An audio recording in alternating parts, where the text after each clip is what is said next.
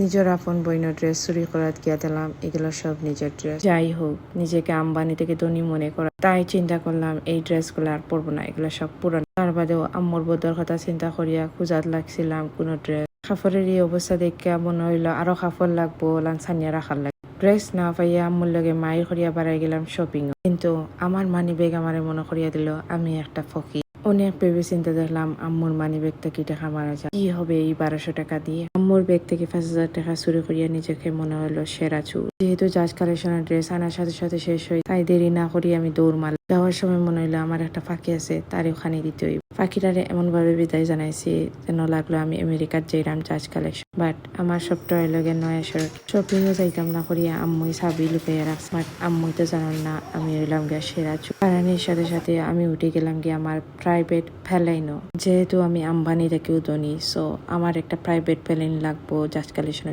যাওয়ার সময়। প্লেন ড্রাইভাররা কইলাম প্লেনের স্পিড বাড়াও।